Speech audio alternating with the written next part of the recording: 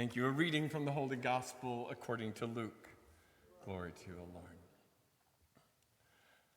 On the journey to Jerusalem, Jesus passed along the borders of Samaria and Galilee. As Jesus was entering a village, 10 people with leprosy met him. Keeping their distance, they raised their voices and said, "Jesus, Rabbi, have pity on us." When Jesus saw them, he responded, "Go and show yourselves to the priests." As they were going, they were healed. One of them, realizing what had happened, came back, praising God in a loud voice, and fell down at the feet of Jesus and spoke his praises. The individual was a Samaritan. Jesus replied, "Were not all 10 made whole? Where are the other 9? Was there no one to return and give thanks except this foreigner?" Then Jesus said to the Samaritan, "Stand up and go your way. Your faith has made you well." My friends, the gospel of the Lord. Praise to you, Lord Jesus Christ. I invite you to be seated.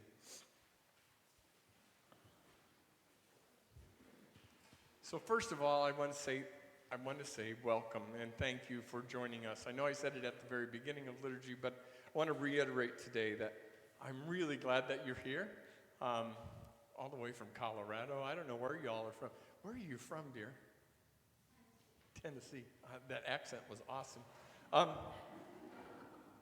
know, Minnesotans don't have an accent. I just want to say this is a special place of radical hospitality, so here you're welcome, and not only today, but anytime, and I just want to say thank you for joining us. So I'd really like to enter into a conversation today, a pretty intimate conversation, but I think one that could actually be maybe even a little life-changing. I'm going to start off with two questions, and I want you to just hold these two questions in your heart and your minds if you can. So the first question. You ready? Can you name 5 things which in this past week you found challenging, upsetting, or wrong with your life and said something about it? Okay, in other words, can you name 5 things you complained about?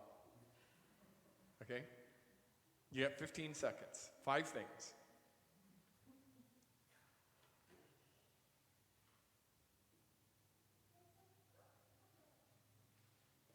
Okay, good. Question number 2. Can you name 5 things for which you are grateful and for which you have expressed that gratitude in this past week? 5 things for which you were grateful and you expressed it, right? So you had to say thank you for it to somebody, yourself, God, or somebody else. You got 15 seconds again on this one.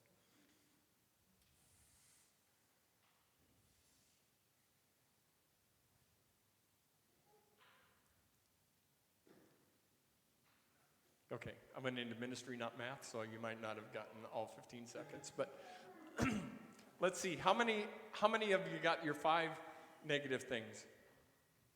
Did we all get 5 negative? I got 5 negative. It didn't take me 15 seconds. Okay, how many of you got the 5 thank yous? Okay, cool, in 15 seconds. Hang on to that. There's something that I've come to realize in life over these past few months, and that is that for some reason, gratitude seems to be a challenge for us as human beings. It doesn't take you very long to find out. Just leave the airport in a rental car or go to a stop sign or anything around the city. It doesn't take very long to see that gratitude really is a challenge for many of us. And there is an overabundance of literature and research that actually shows that gratitude makes us happier, makes us more successful, it makes us better people, it makes us better leaders. In fact, in his book in 2008, Robert Emmons, he wrote a book called Thanks, How Practicing Gratitude Can Make You Happier. He said when he was writing that book, he said, grateful people experience higher levels of positive emotions, such as joy and enthusiasm and love and happiness and optimism. and that the practice of gratitude, he said, as a discipline, actually protects a person from the destructive impulses of envy, resentment, greed, gossip, and bitterness. Now, you would think if just practicing gratitude brought that many results, you'd think it would be easy for us as a people. Like, that's pretty simple.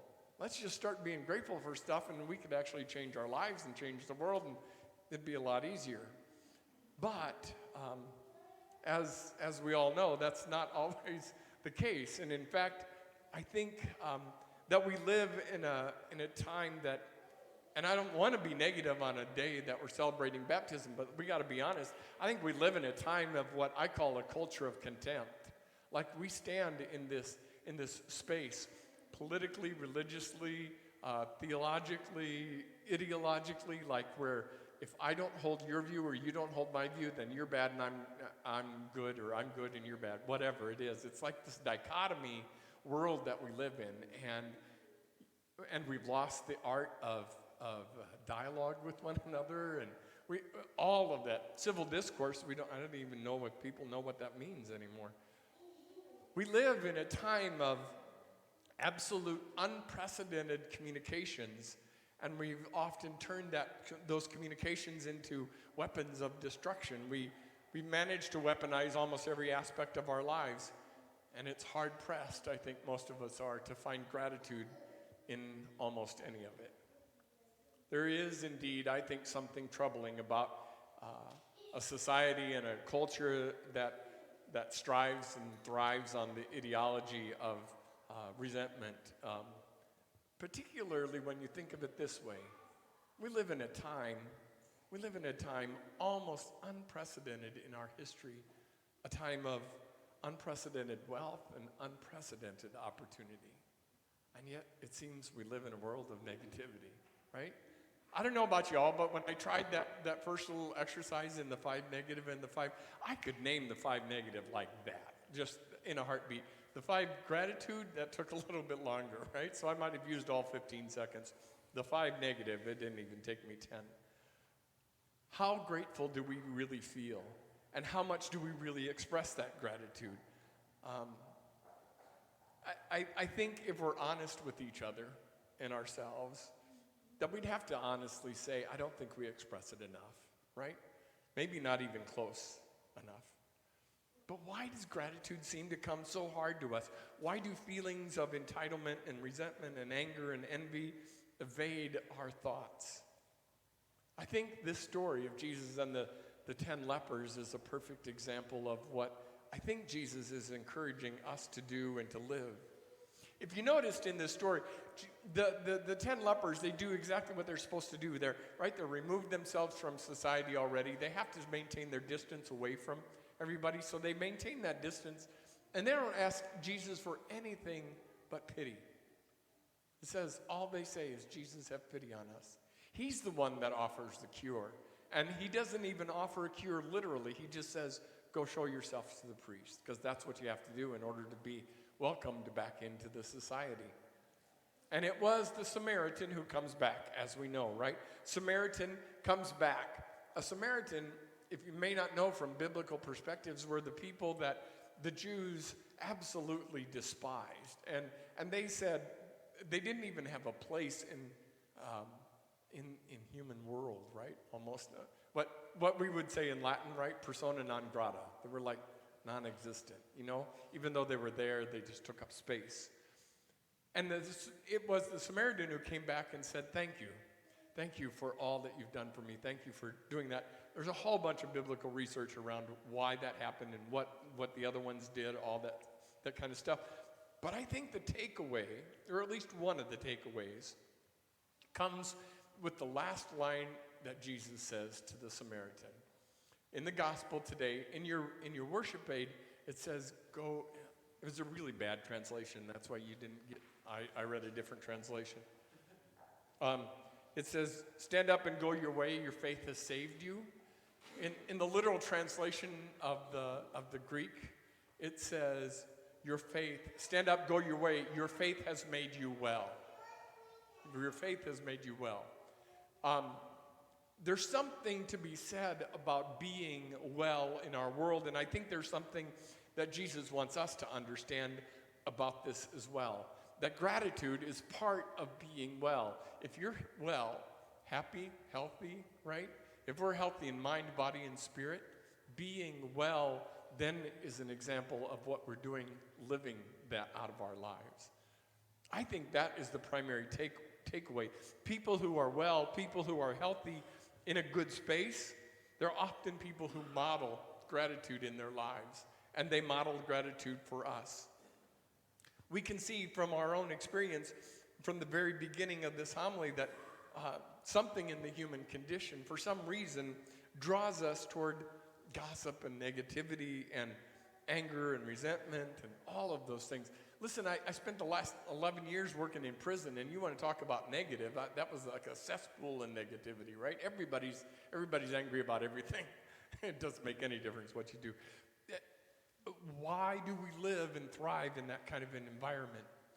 Developing a paradigm of living from gratitude requires us not to just be and feel thankful, but to act on it, to live it, actually, to say it, to share it. Like I'm going to give you just one example because I was only, and it was probably the only reason I was doing it was because I got new teeth this week, and my dentist was shaving off some of the stuff that's in the, stupid denture, which don't ever fit when they're supposed to. But, and my mouth was sore, and he's grinding away on things. And I said, man, you guys really are awesome, because they did this fitting in two times. That's pretty good for dentures. I said, you guys are really, really good at this, and I just want to say thank you. And the orthodontist assistant, she caught me before I walked out the door, and she said, do you know that nobody in the past month has said thank you? And I thought, well, to a dentist, not many people like you when they're walking out the door.